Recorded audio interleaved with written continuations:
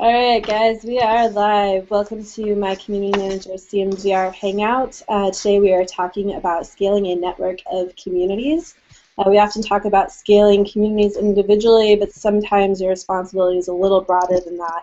So we'll be talking about how to put frameworks in place and prioritize, and it should be a really great conversation. Go ahead and kick things off. Anne-Marie, if you want to introduce yourself. Sure. I'm Anne-Marie Dooling. I am a community consultant. I currently work with news communities because they're my favorite, and I was previously at Huffington Post, AOL, and Telepictures. Very cool. Sorry about that. I hit the wrong button. Thanks, Anne-Marie. Brian? Brian Fanzo, iSocial. I kind of work on, I've merged kind of the worlds of internal social business tools in enterprises, so internal communities as well as working external communities with enterprise customers using social media and kind of playing in that world. So I like the topic today. It should be fun times. Awesome. Thanks, Brian. David? Hey everyone, I'm David Dewald. I'm at thunderhead.com. My background originally was in video game communities, so looking forward to today. Thanks, David. Other David? Hey guys, David Kyle. I'm here at Hootsuite. I work on the APAC community team, so sort of growing out our brand ambassador program in Australia, New Zealand, and Southeast Asia. Very cool. Thanks, David. And Jason? Hi, I'm Jason. I do digital marketing for HarperCollins Christian Publishing in our Bible marketing department. So I oversee a lot of Facebook and Twitter pages pertaining to different brands and products that we have. Awesome. And for those of you who don't know, I'm Sherry Rohde. I co-produce this hangout, usually with Brew, but he's in the land of internet instead of internet today, instead of his hotel. And I work also for a company called Rebellion Media, where I lead the user experience and community teams for a network of about 29 different health communities. So definitely a topic I'm looking forward to talking about. David, I saw the iris. Anyway, so to get things started off, question number one, how do you systemize and develop a tangible process or framework to build communities that are simple, quick, scalable, and transplantable? Anyone want to start us off? Systematize. I think a lot of us just wing it, don't we? I mean, I don't know if there's a very good process yet, or if there's a good framework for scaling that I know of. I mean, we may have some techniques, each of us, but I don't know if there's a really. I mean, it's something that we should probably tackle as a community of community managers. I know that in the past when I've had, I was in a situation where I had 8 million users grow to 16 million users across 3 years, and it was a lot of, okay, we got to just pull this out and make it work. Yeah, I can go off on that too, that it's really just kind of testing the waters, especially with building a community. You might all have a similar interest, but you don't really know how everyone's going to react to certain content that you're going to push out. It'd be really nice if there was like an end-all, be-all. Well, if you have this type of topic, talk about this sort of stuff, or come up with this type of information for them. But like David said, it's just kind of seeing what works and just listen and respond. I've sort of found that my communities have sort of built the framework of themselves before I even notice them, especially in news and content, where I'll find that small groups of users are beginning to talk about certain topics that they might not even understand that they're building the frameworks for a community. So like I'm at Salon right now, and we noticed that I was fighting climate change commenters. We were fighting them. They were just very passionate, and they were saying, we want this and we want that, and we're noticing this user is being crazy and this person's attacking us, and we were trying to figure out how to moderate them, and then I realized that they don't actually need moderation. They need a separate area where they can build their own community on climate change. So I've just sort of noticed that it's time to build a new community, or it's time to prioritize one when they're already doing the work themselves and they just need me to build the walls or the platform for them. Yeah, kind of building off of that, that's what we did here at Hootsuite. We noticed that we had a lot of people that were big fans of the product, And then when people were sort of, talking about us and recommending us to their friends, we built an ambassador program for them where they would come in and they'd be able to apply and actually be able to put like on their Twitter bios and whatnot that they were a brand ambassador, and then we'll provide different sort of benefits for them doing that. But it was just setting up that framework that really allowed people to take control of being fans of our brand. And then what we did is we've split that or segmented that into international sections so that because we have 10 million users now, so in each region you have someone at Hootsuite that's sort of dealing with all the people in different regions around the world. Yeah, I think that's a good point. I think the standardization is kind of a key thing for scale. I mean, if you think about, some of these communities, I was in the VMware community, the tech community, when it very started, and it was like a couple little groups, and there wasn't very many, I guess, sections at the beginning. And then as they grew, everything was very standardized. So you at least knew the framework, the outlying parameters were the same, so that you didn't have to like retrain the basics every single time you kind of transplanted or moved people. And I think part of that allows people then to jump in and kind of take off where they're at. Kind of like Anne-Marie said, instead of it being like, okay, I have to relearn an entire new layout of the even basics, like how you're tagging things or how you're kind of grouping people or how you rank people. I think the key for any scale is really you have to have a standardized format to begin with. And I'm not a process guy, trust me. Yeah, just to kind of add to that, like I mentioned, we have 29 different health communities, so I won't say that we focus 100% on all 29 of them. Well, obviously, you can't even divide 100 by 29, but anyway, but we do have like our top ones that we focus on, and then we have basically a core structure that we start off each of the new communities with to see if they're going to grow. And if it's not really a place that there's a need for, then we end up focusing less on them and have a lot less content, a lot less community building. And it's just a completely different structure for those ones. So in general, we kind of start out with a bit of a content strategy and a social strategy, but less of an overall community relationship building strategy until we find out that it's going to get to that level. Awesome. All right. Are we good with question one? Anyone have anything else to add? Cool. All right. So question 2 is, how do you track the quality, value, and efficiency? I don't know how to say that word. I'm sorry. Of relationships that you build in the most efficient and effective manner. Just efficacy. A quick side note here. Someone else wrote these first 3 questions and suggested it as a topic, and then they disappeared off the face of the earth. So we're still talking about the topic, but they're not here. So that's why there's a word that I can't pronounce. Efficacy. That's awesome. So let's just break this down. They want to know how do you calculate the ROI on a relationship? Is that what the question really is? That's what it sounds like. How do you track quality relationships with efficiently? ROI. I don't know. I'll have to ask my wife what my ROI is to her. So. Well, I think so. Something that I guess something that maybe I thought of after this question was, for me it's about kind of implanting those ambassadors, those leaders in the community, and having kind of like a one-to-one conversation or a one-to-many conversation with them. One of the things I kind of talked about before was I use HipChat, and I kind of keep an open dialogue with the guys that are the most active. They're not being paid, or they're not really getting anything majorly in return for being a little bit of an internal spy concept, but they're giving me a lot of the feedback of, hey, did you see this in the community? And they're giving me that little bit of that relationship understanding, so that I at least understand how people are conversating. I think part of it is return on relationships. You usually only hear about the bad stuff or the people that want to be heard, and that makes it a little bit more difficult.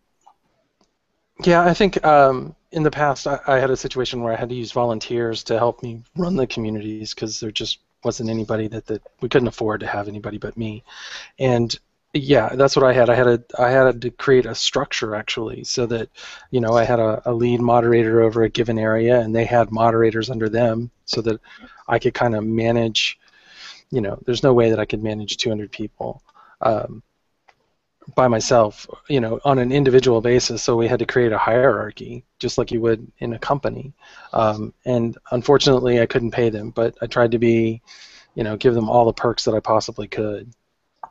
Yeah, I think it goes back to what I made into the quote last week from Brew. So since he's not here, we screenshot the awesomeness. I think that's still an important thing for showing ROI on anything. So, promote promote the how and why of how things are happening. For me, there's a little bit of social selling aspect in what I'm doing, and so I end up screenshotting a lot of the stuff that I'll have a salesperson say, hey, that video that you guys posted in the community forum led to a guy who talked to the CIO that called in and wanted to do a tour.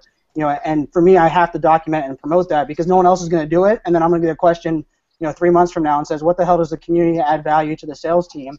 And if I don't have that ammo, then it's just you stand there with your thumb in your mouth saying, no, we're just communities out there, we're spending money and not getting any value. We're keeping the trolls away, and that's about it. So yes. Go us. Troll hunting. Yes. I think this might be a pretty unpopular answer, but I actually hate when people try to attach a direct ROI to relationships. There's such a long tail thing, and it really bothers me when people are like, what's the exact value of this user, or what's the exact value of this member, because you don't know what they're saying when they're not directly on your community, and you don't know what their lives are and how you've impacted them in other ways. I actually just had a woman leave a comment on my Facebook page the other day, and she's like, I'm so glad I found you. I was part of a book club that you ran a few years ago at HuffPost, and it was my favorite community ever, and I've never felt that safe in a community. And I'm like, how did you find me, and why did you even, it was amazing, but it was so interesting to think that people think that way when we're not directly looking at them. But I think that if you are going to attach some sort of ROI, I've been really interested in actions, because everyone talks about engagement as if it's this tangible thing that we can say, there it is, there's an engagement, here it is, I've found it, and it's not. It really depends on what exactly it is that you want people to do. So I have readers in my community, and I have many things I want them to do for specific networks, but for some of them I want them to share with their friends. For some of them I want them to contribute content. For some of them I want them to write a really awesome prompt on the topic because it's a topic I'm not familiar with. And then I think that the measures that I follow to get to that ROI are, how do I get them to perform this action? And for me, it's really funny because I started out in print journalism, and I think of it as like when I was trying to talk to sources in print journalism, and I sort of knew what the story was, and it's like, well, how do I ask them a question to get them to answer the question that I know is going to come out with something stellar that I can put into this article? Well, so I mean, actions are something that are completely underrated in my mind. No, I agree, but I think that's why I'm a tech geek to begin with, so I was always ruled by data. And when I always say actionable data, and I have the sign above my desk that an old mentor told me with, anytime I presented data, I had to answer the question, so freaking what? And of course, the sign says a little bit dirtier version of that one. But for me, it's about, maybe not return on relationships, but I've probably demoed enough social and management and social business tools. I'd say 30 plus in 2014. I've demoed different tools for the social intelligence or the listening, because something that Annabelle, something that you kind of said, which kind of got me kind of laughing, because the question came back to, I'm sorry, Anna Marie, I said Annabelle, that's my neighbor. But one of the things that I was kind of directed was from a social selling perspective is if we can listen to our, social listening is one of my soapboxes from a community's perspective, because I know that there's people internal to my community, but I want to know where they're playing, where they're saying outside of my world, and so I do a really good job of listening to competitors and building that social intelligence. So now I'm working on building social intelligence not only on what my employees are sharing, but what my community members are sharing everywhere.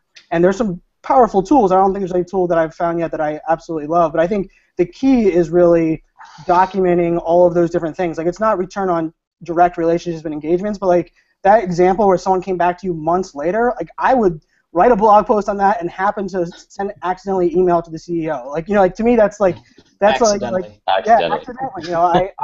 I sent to all instead of to whoever was the A in my phone book, because I think we don't, as a whole, we forget to promote our value, and we know it, and we sit on this forum and we're like, hey, everyone here is the same as us, but when we go back, management, like I sat in a board meeting about a week ago, and they kept telling me how feedback's important, but they didn't want to invest in a community manager. And it's like, Right? How can you claim you want feedback if you're not investing in the people that are gonna really give you that true feedback? And I think that's that's on us.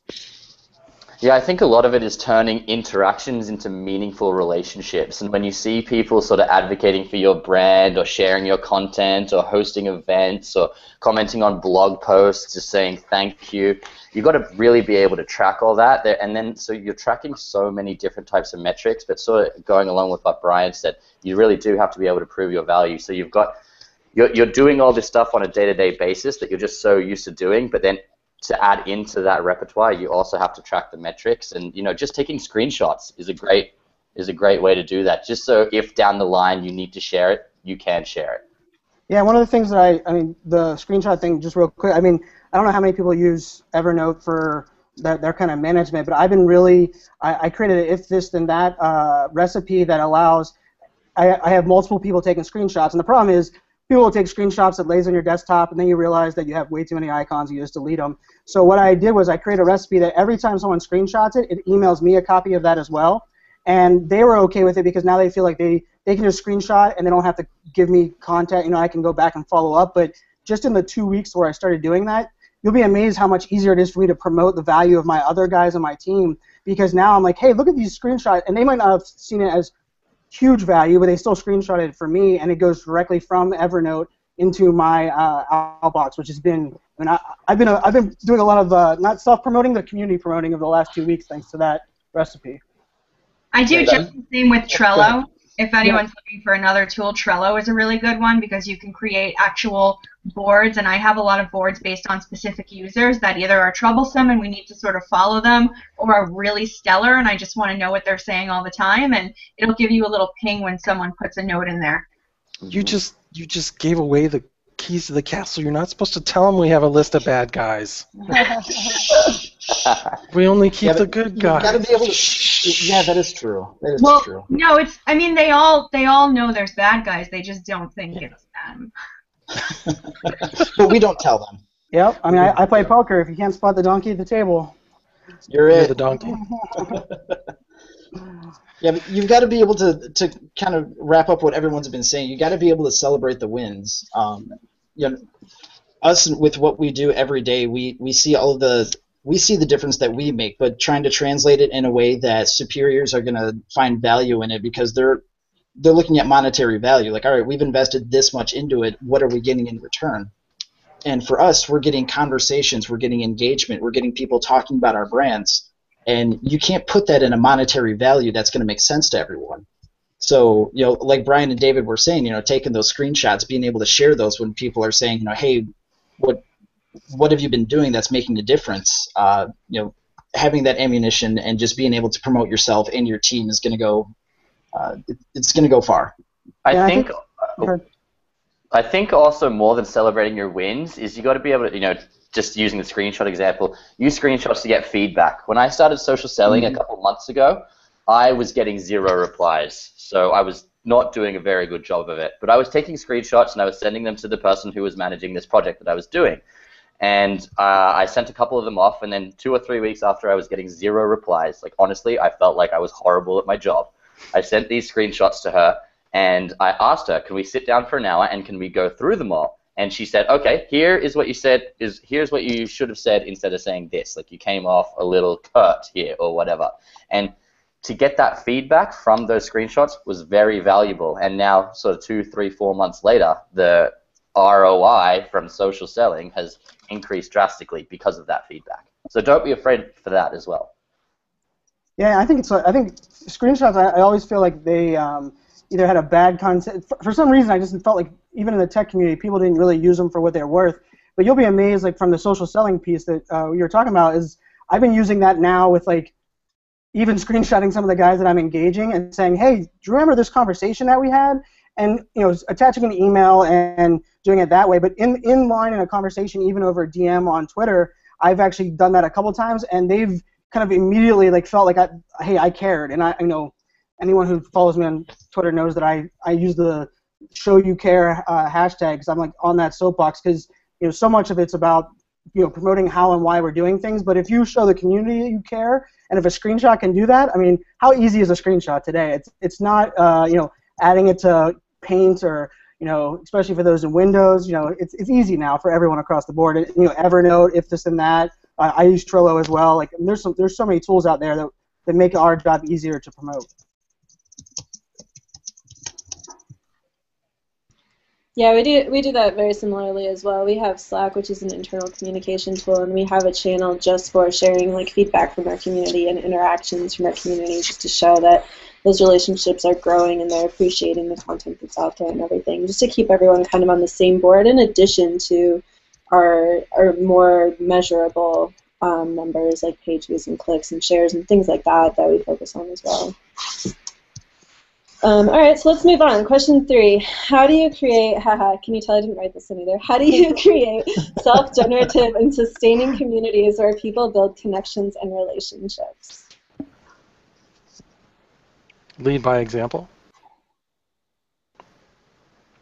I think it's humanizing, yourself as the community manager. I am the first one to even screenshot my own things where I say, I had someone call me out recently. I have a private Google Plus group that I run with some guys, and they're like, Brian, your soapbox was making sure that everything was in the right container, and they screenshotted mine and said, hey, look, you didn't put these 2 posts in the right container. And so I screenshotted it back and posted it out there, and it's like, hey, even I will screw up, and they all know that happens more often than not. But I think that's a big angle, because if you can't make that connection by you're the leader, you're the guy that people are, when they join the community, they're looking for you for guidance. But if you can at least humanize yourself to allow them to be able to reach out, or that you're not the doer, the knower of all. I like that quote where it's you don't have to know everything, but if you know enough people that know everything, you're considered smart. And so I think that's kind of the value of humanizing yourself as a manager, no matter what your role is. Yeah, transparency is huge. Just being able to say, hey, just because I'm a leader in this type of atmosphere, I'm not perfect, and clearly here's why. But just showing people it's okay to make mistakes and owning up to it, and just even finding some humor out of it just makes everything a bit better, and like Brian was saying, more humanized. I try to focus on the tail end of the question that you announced, people building connections and relationships with each other, not with me. I think it's great when someone replies to me, and I love to write prompts and actions that will make them sort of move into a conversation, but I'm also constantly watching how people are interacting with each other, seeing where the groups are forming, seeing which are the members that stand out as mini leaders. I think that one community that's a really great example of this well, a network of communities are the subreddits on Reddit, where mods are taken directly from the communities, and it's about people interacting with each other, not with a purpose in mind, but with a topic in mind, because that's just what they like and what they like to do. And that's something that I'm particularly interested in, is keeping the community sustaining by letting the members not run it how they'd want to run it, but giving them a little bit more of a leash to say, okay, you guys are looking out for each other. Just let us know when you need a hand. Let us know when you want, more moderation, or if there's something wrong with the tools, or how we can help. But getting those community members that can put themselves on pedestals and who people respect, but who also like to take a little bit more lead and charge on their own, they are lifesavers for building any community, honestly. I agree. I got lucky. I got to hire one of the guys who was probably one of the most active ones in my community as a full-time person for me, and it was great because they were probably the most active conversational-wise. So by putting them kind of on the payroll, but them still being an active member, like, you'll be amazed how easy that was to be the connector of conversations, and kind of the quote Tim McDonald there, creating the ripple and then letting everyone else kind of grow from there. And I will take it even a step further. I like to connect where they connect, and I can openly admit I'm a geek, but I am not in the comic world, and I will be going to Comic-Con in Phoenix here this weekend because one of the guys that I work really closely with, a bunch of the guys from the community that I belong to, that's what they really interested in. They flew in for the event, so I had to brush up on some of my knowledge so that I could go and have a good time tomorrow at Comic-Con. But I mean, I think that's part of it. if you show you care and go where they're playing, where they're hanging out, they have a much better possibility of coming in there and really taking ownership and helping you out in in your community as well. Yeah. Somebody on Twitter said it well. It's like you act as the host of a party and help introduce people and then get out of the way. Chris Ziegler, good one there. Nice. And it reminds me of the old quote. You build your reputation by helping others build theirs. I think that getting your champions as much acclaim as you can for what they're doing, publicly and privately, certainly helps. Yeah, isn't that the ultimate goal for all of us, is to create a self-sustaining community where we put a bunch of work in for a year or two, and then all of a sudden you sit back one day and you're like, oh, wow, it's actually happened. It's doing something there yet, so. Home run. That's the nugget right there, David. That's the goal. There's nothing better than, and I had that success with an internal community where I was working, to where I'm still like one of the people that are trending on there, but I haven't logged in a couple of days, and I'm like the happiest guy ever because everything's running smoothly, but it takes a lot of hard work, and I think now I go in there, I just promote those people that are continuing it because I don't want to go back into my role. So now my job is to keep the ones that have took it over the reins to succeed. I also think there's something to be said about having leadership and having people outside of just the community manager show that they care. I mean, Hootsuite's a good example. Just this week, I had made a couple comments just on multiple social networks about the rebranding of Hootsuite and how I was a big fan.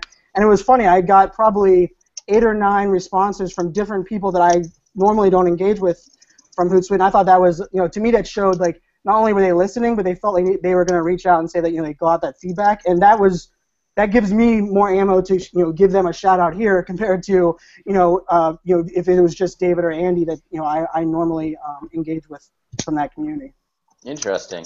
Cool. Thanks for that. Well, it's part of the goal, but I think it's also part of the framework that we forgot to mention in question 1, is that you need to know who these users are from the beginning, and I think that a lot of them will stand out from the beginning, especially if you are working around a network of communities or a large community that you've broken up into smaller ones. You can never be watching all the time.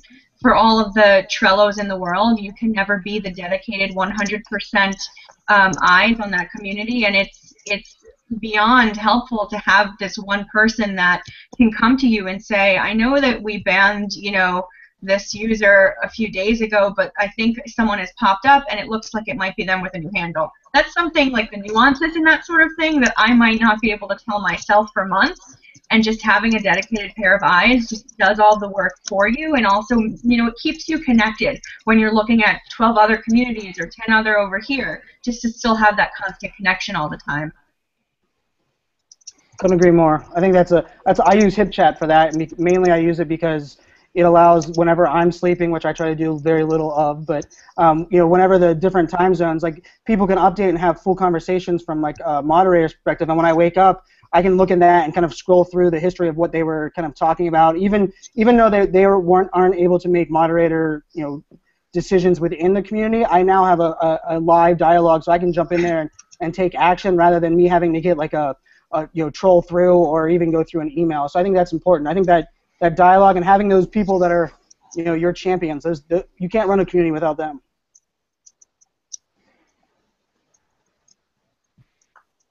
Anne-Marie, we actually had a quick question come in from Jim Canto asking what kind of community guidelines you use in your community. I think just related to kind of what we've been talking about, kind of piqued his interest. I get that question all the time when I consult. It's actually funny. That's like the first question I get. Like, do you have a good example of guidelines? I think my favorite was what we had at HuffPost when I was there a year ago, where it was just basically that we reserve the right to protect the community. And if we find something, a user, a comment that is not in the best interest of everyone, we're going to get rid of it, and that's our right to do it. I think it's very important for especially news communities like I deal with. Like, you need to be able to spell it out, because at the end of the day, it is a private community, and we do have the responsibility of keeping people safe on there, if not, freedom of speech and all of these other things that we can delve into. It's a private community, so Like, for example, we had to make the difficult decision to really look hard at men's rights activists on Salon because we were linked somewhere last week or 2 weeks ago with the shooting, and they were just coming in droves because up until that point we had said, okay, if you're not directly abusing someone, you can speak. But when everyone's coming in like that and it suddenly seems like it's very harmful to your normal readers, we had to take the step and say, we just can't allow that. We reserve the right to say no. We're looking at where these people are coming in from. We're keeping a closer eye on that. And you just can't speak like that in this community because we have a group of users that we protect. So I think that's the #1 thing that I always look at. I'll actually dig through. I have some links of really good guidelines that I like to keep an eye on for when I'm talking to people. I'll try to put those up on Twitter later if I can find them. Yeah, I have a set of generic rules of conduct that I just tweeted out to everybody. So feel free to edit, modify, destroy, delete, whatever you need to do to it to make it work for you. Just take David's name off of it, that's all. No, I want to repost with his picture on there because his first chat I ever had with him, he said I couldn't find a picture of him on the internet and three different pictures. So as many people that can repost that with a picture of David, that sounds good to me.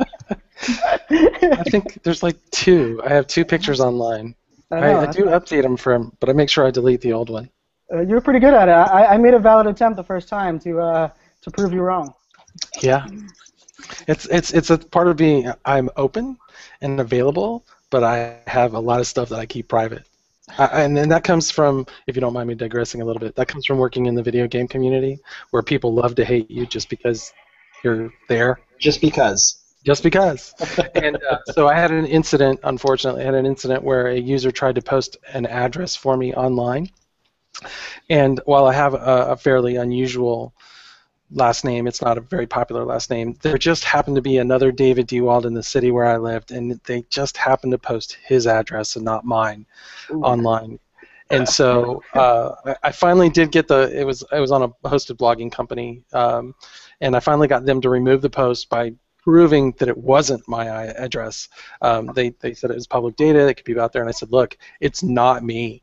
I don't want this guy to get some crazy whack job in his yard screaming at him because they deleted their account, because he didn't. So up until my kids turned 15, nobody knew that I had kids online. I didn't make it public. So you do have to keep a little bit of privacy just for safety's sake. I think that's a topic for another time. Yep. On that note, though, you think about protecting yourself and even like your close friends and family, but you don't really think about complete strangers. There's like one other person with my name on Facebook, and she's considerably older and lives in Florida.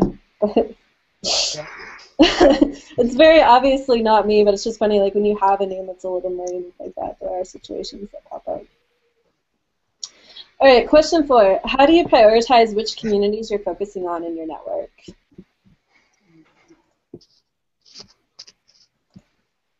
I think listening is a good place to start before you prioritize. Sort of, go through all the networks that you may have communities on and listen to where the most activity is, and probably prioritize where the most activity is to begin with. Yep. That's a short answer. That's good. I mean, I almost prioritize on a real-time basis, if that makes sense, because I have enough tools and enough listening that what I try to do is if there's buzz or if there's trending or if there's something that I know, like if there's an event happening, I will hopefully know that a little bit ahead of time, or I'll see it then, and I'll shift the kind of prioritization of what I have reporting based on what that trend is, or even if there's someone in the community that's pretty actively promoting or talking about something else, and that's kind of outside of my normal priorities. I'm really big on having a great strategy that is able to be thrown out without any question, because as we all know, the real-time engagement and especially from my world where I try to run employee advocacy as well as employee engagement with the external community, and that can be hairy and really can be dependent on one bad ticket or one, the Gatorade tweet from last night's NBA finals can really jump off something even if you're employees. So I think having a strategy from what communities are out there, but knowing that it's agile enough to kind of change and adapt on the fly is valuable. Yeah, it's easy to focus your attention on what's getting a lot of engagement, what a lot of people are talking about. but always having that flexibility to always change because, well, let's face it, this is the internet, this is online, and topics and subjects are always going to change just on a dime, and you always have to be ready to ditch whatever you're doing and focus your efforts on that. So it's just really, like David was saying, was just focusing on what people are talking about, being able to listen and then respond effectively. On more of a structured playing field, when I have communities that are growing that I need to make sure to prioritize and give some time to, I try to create a content calendar, and I try to have one big thing that happens for them every month or every week that I know I have to devote time to. For example, at Huffington Post, when we had that book club that I mentioned earlier, every Thursday we sent the newsletter. So every Thursday I had to make sure that no matter what I was doing, I would carve out time between 1 and 4 p.m. to write the newsletter, get it out, send it to the specific distro of people, and make sure that it went off without a hitch. It also gave me time to make sure I devoted to that community, because I would have to look through, find the people to highlight, respond to some people, look through old emails, look for good conversations that were happening, and it gave me an excuse, really, that if I was doing 20 other things, I would say, okay, have to go look at the book club now, it's time to send the newsletter. How do you, Anne-Marie, how do you handle feedback from that newsletter or from that? I mean, I agree, like on an editorial calendar and kind of sticking to a schedule. I think consistency is beyond important when it comes to, if people know that, I think Twitter chats, I'm a Twitter chat person for a lot of the stuff that I engage people with, and the reason that they're valuable is it's the same week, the same time, and you don't have to be there every week, but it's going to be there. But I think part of what I struggle with, and I try to get my team to be a little bit better, is that if we get feedback or dialogue on something that was a consistent matter, a lot of times people are waiting till the very next newsletter or the next week in their structured format to reply or to kind of base feedback. So I was just curious, how do you handle that element? I tried to do that as well if it didn't seem like something that was super important. If it looked like either it needed a fast, direct response, or if it was something that could benefit the community before the next newsletter, I would just try to do it on the fly. I'm really bad with listening to my own advice, so usually I'd be answering emails like on my iPad in bed or like on my phone and be like, this is the last email, I promise. I was actually up, we had like a small problem in a community that I managed earlier this week, and I was up till like midnight, and I was like, this is the last abusive email that I'm going to take from someone tonight, I promise.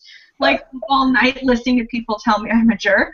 But it happens, and sometimes, you need to, I like to be intuitive about it. If I look at something and I feel that it deserves a response and I need to handle it, I'll just try to do it right then and get it over with.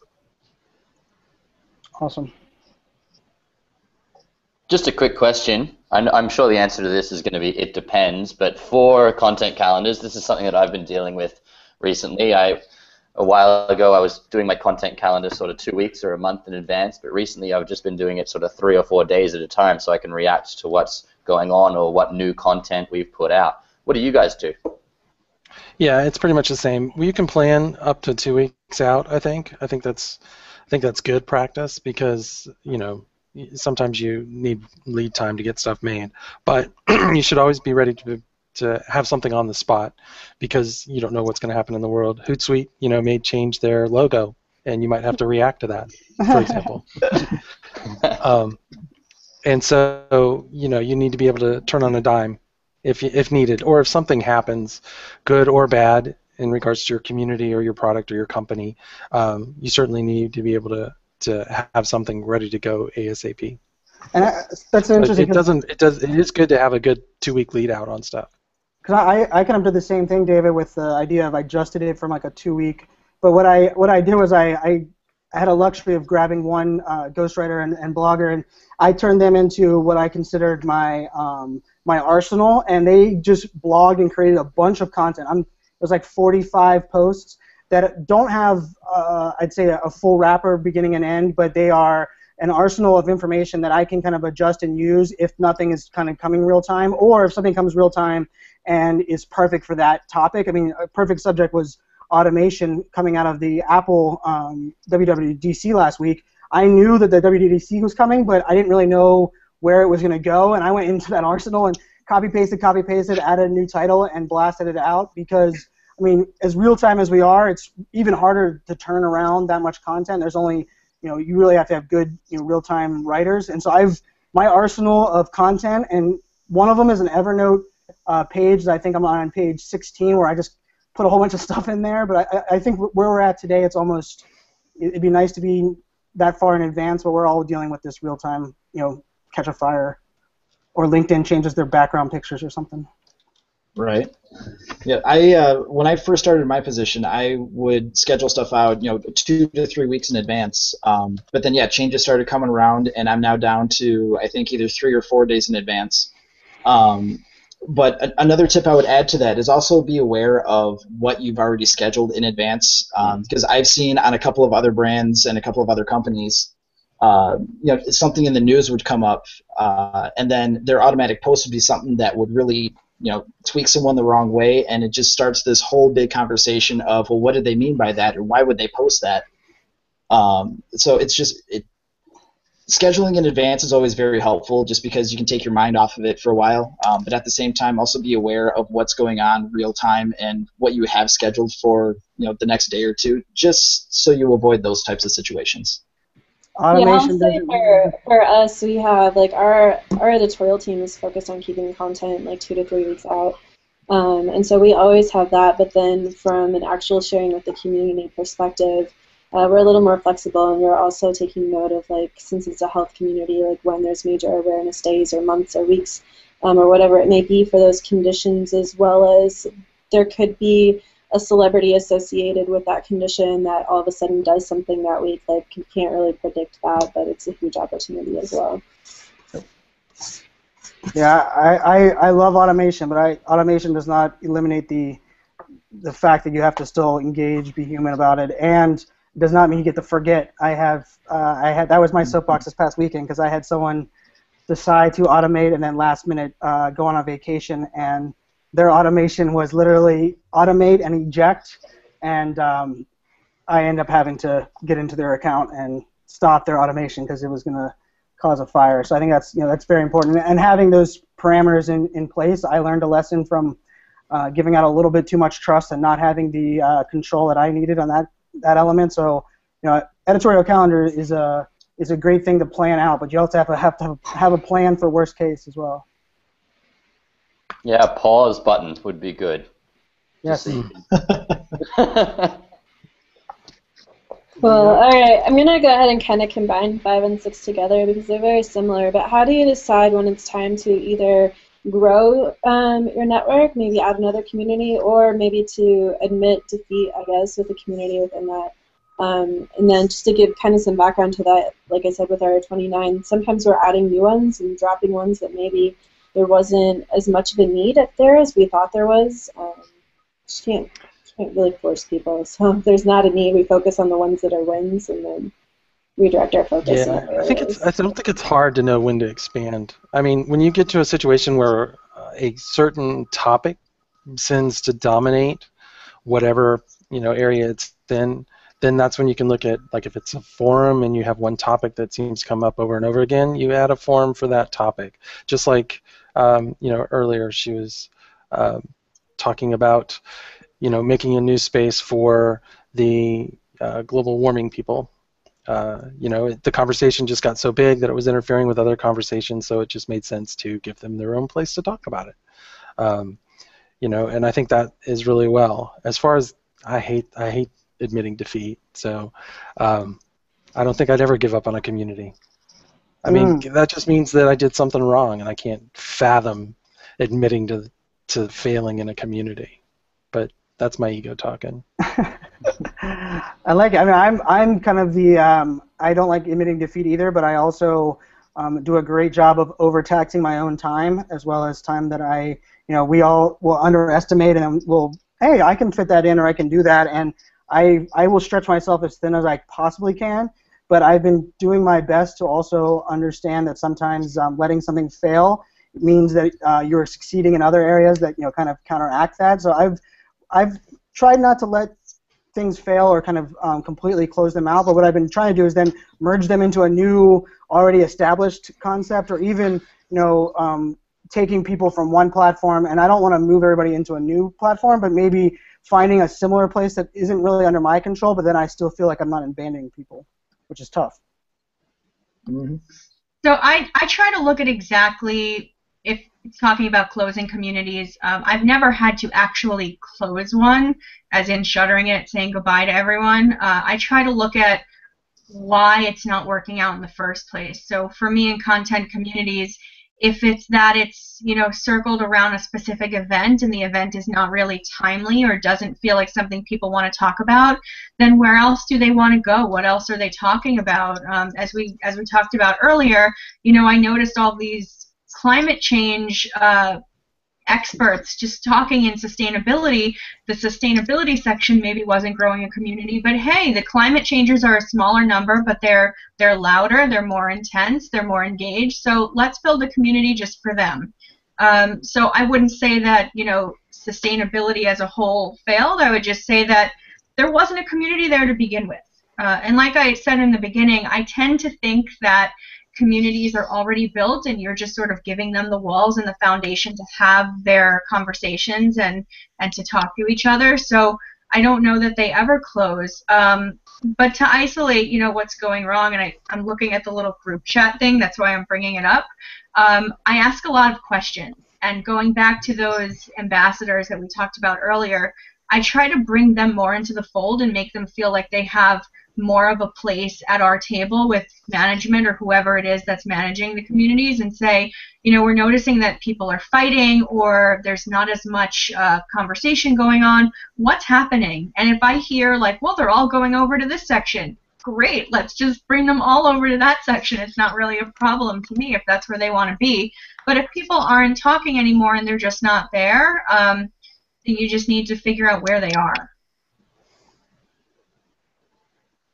I think that's a good point. I think part of that is, you know, like you said, bringing the conversation in. I had 2 Google Plus Hangouts yesterday, just one-on-one, kind of bringing them face to face and saying, hey, what can I do who do I need to get you in contact with to make something better, or how can I make this, you know, mitigate this situation? And it was something we were going back and forth with, and I'm such a big fan of, you know, kind of let's just jump on a Hangout. I'm like the opposite, where people say pick up the phone. I say pick up, you know, hit me on Skype or on G+, but at that same point, I think it's important to show them that, you know, you're important enough that I'm going to take an extra step. It's not just replying to them in the community space, which is often hard to do because that's just more of a time suck, but it's important. It's also amazing in those situations how technical some of the users will be. Like I've noticed that back at Huffington Post, when we had changed commenting platforms, no one was directly saying it, but everyone was like, I don't like this, something's not right. And then, you know, I get on the phone with someone and he's like, we don't like X, Y, and Z at all. We hate this tool. Like, why is this tool here? It was so easy to just take things like that away, but if you don't talk to them, you never know. And I think that's, you know, and that's what some of the people get scared about, you know, because then you're admitting to the fire, and then you're creating that conversation. But I think we can't be scared about that, because that's part of the whole point of the community, is that it's about, you know, we're all helping each other and kind of growing as a team. Where, you know, I'm working on a blog post for next week where it's, you know, community versus a network, and I'm a huge proponent on like your personal learning network, and then I'm also a big fan and of course a fan of communities and growing that. So the blog post is coming out of a really in-depth conversation I had with a enterprise company. They didn't really see a difference in the two, and they didn't really care about, you know, for them it was like, okay, if that's my network of people and those are influencers, how much can I pay them to say the right things? And if they're mad, does that mean we have to endorse them or pay them more? Like it was like nails on the chalkboard for me. But I think that's important, that you're making that effort and trying to, you know, grow the community of like-minded people.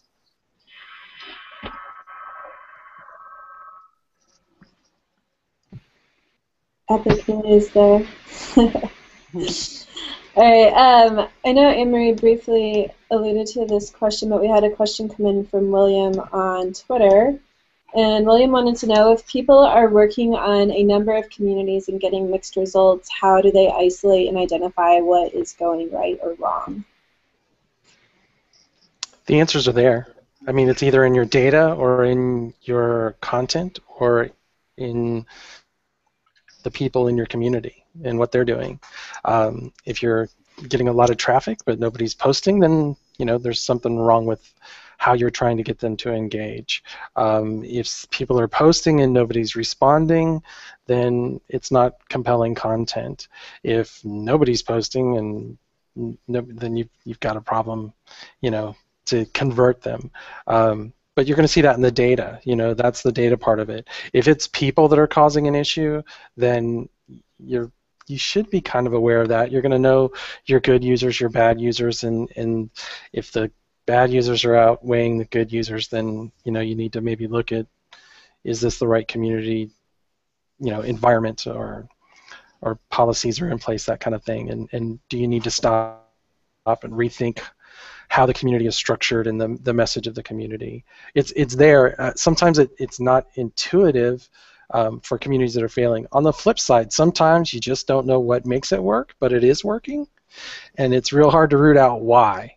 But it's just a situation where all of the stars have aligned. You've got a community that people are excited to be a part of. There's information there that they want to have and participate, with.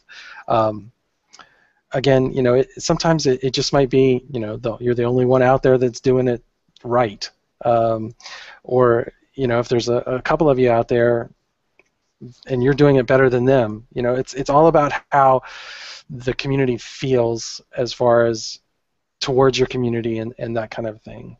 Yeah, it's funny that you said the data side, because I used to have a lot of people that would focus on reports, and our first question, I kept talking about the importance of promoting our wins, and we used to only run reports on the communities and the groups that were doing great things, and then you would almost forget to report and grab data on the ones that don't get very many posts so that you could clean up and do things. So I almost have two different initiatives where I want to report and information on the good, the great, and let me go cheerlead that, and then give me also the other stuff where it's the down and dirty, where I need to get data on stuff that is probably something that we don't want to admit to, but it's just as important to gather data on the inactive side as it is on the active side.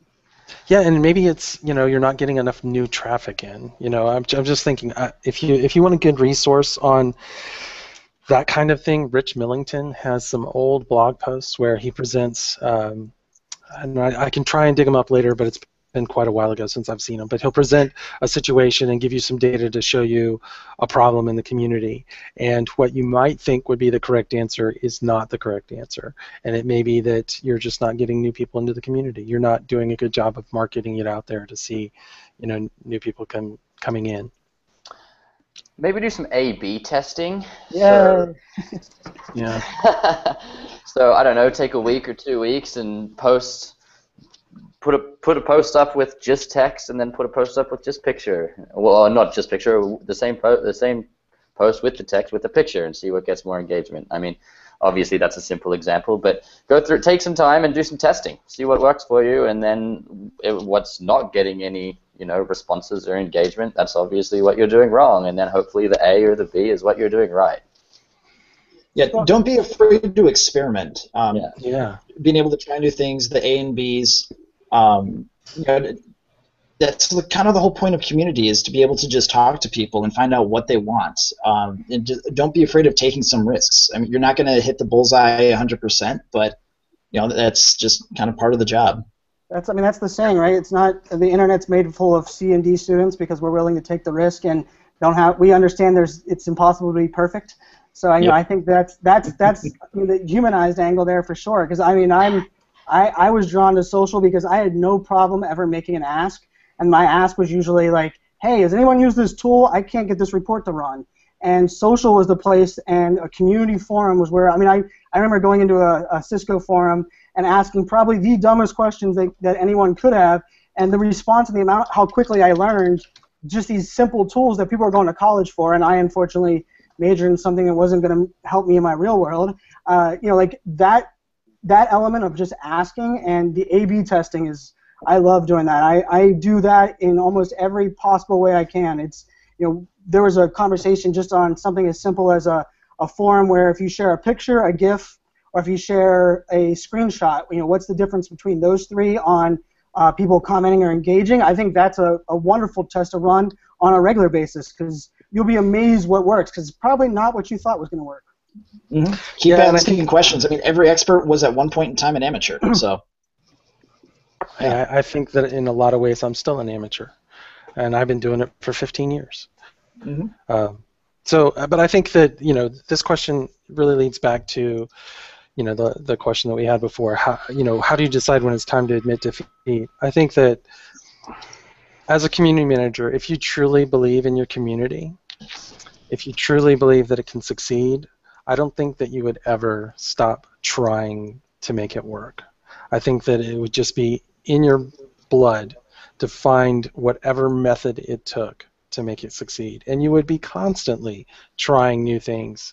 But I think that the key there is that you've got to have that buy-in. You've got to believe that it can succeed eventually. And if you're doing it for a company, you've got to have that company standing behind you, believing in you that you can do it. I think that any community can ultimately succeed. It's just a matter of never giving up. But I think that's a point where it comes back to, even though it's a community or tech focused or gaming focused, I mean, it's about people and culture from such a big important. I mean, like I've been talking about it a lot, but I mean, passion for me is a big deal, and I was searching for a purpose, and I could find something to be passionate about. But if you take on a community and you have the right people that are passionate, because that's really what is the true part of that community, they won't let it fail because they care enough and they believe in what they're doing. But you have to have a culture and enough people that support you, because if leadership isn't empowering the people that have the passion and they want to bring in just somebody that has, maybe the better resume but yet isn't as passionate about the element, I mean, your chance of success is drastically changed, because it's really about people and culture. You have to have that in place. I mean, and you can see it with everybody that comes on these panels every week, that every one of those people care. I mean, Sherry and Brew do an amazing job of bringing in not only panelists that care, but the topics are things that we all want to run off and talk through for longer than an hour, because we want to help grow communities in general. I think that not necessarily closing a community is failure, though. I mean, we brought fresh eyes into our community development recently, and they sort of brought in this different perspective as to, they asked the hard questions. Why is this here? Why is this here? Why is this here? Well, you could close this and you could merge these two together, and that's going to make this one that much better. So I think what David was saying before is you will never admit defeat. Maybe sometimes that's when you have to bring in the fresh eyes and ask someone else what they might do. Because it's not always defeat. Yeah, a different perspective can be very valuable at the right point in time. On that same note, I would say reevaluating your goals, or just really actually knowing what your goals are, seems more problematic than it sounds. I hear a lot of, well, our goal is just to have people engage or to have engagement. But again, like we talked about before, that's not actually a thing that you can measure. That's just a word that people like to throw around. So it's more about, like, what do you actually want people to do? What are you looking to get out of this, and what do you want people to get out of this? There was a great NPR story a few months ago that was something like Americans don't read, and then if you looked at the comments on Facebook, everyone's like, I read this, and I read that. And if you went to the post, it was like, people are going to comment and not read this story, and that's what this whole post is about. And if you see them commenting, they didn't read this story. Meanwhile, a lot of people would say that those Facebook comments and those likes and those shares were engagement and they were successful. I think they actually proved that those are not success whatsoever. So redefining what your goals are and just knowing them in the first place is so important, because those things are not tangible anymore. Likes and comments are not a measure of people forming connections with each other or with you or your news or your brand or whatever it is that you have. Someone writing you and saying, I'm, bringing my niece into this community because she loved the book you recommended, that's something tangible. Or 3 people replying and saying, I'm in Boston right now, you're writing about this, can I add something to your story, here's a photo. That's something tangible.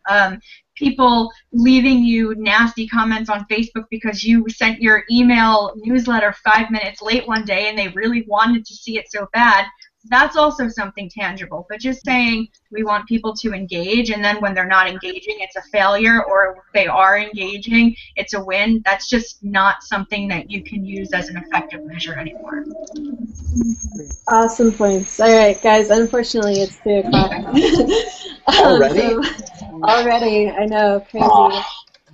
So I wanted to say just a couple of quick things, because otherwise I'd fail as a bit of a team here. But quick mention, Jason is one of our writers, so huge thanks to him. It's been fun to have him on air this week. And then shout out to Sarah for managing the Twitter end of today's chat. So next week we're talking about personal growth for community managers. If you want to be on panel, just give us a shout and let me know. Happy birthday, Brian. Yes, happy birthday, Brian. Yeah, it's Monday. Thank you. I appreciate it. Happy birthday, Brian. Bye, everyone. See ya. Thanks again.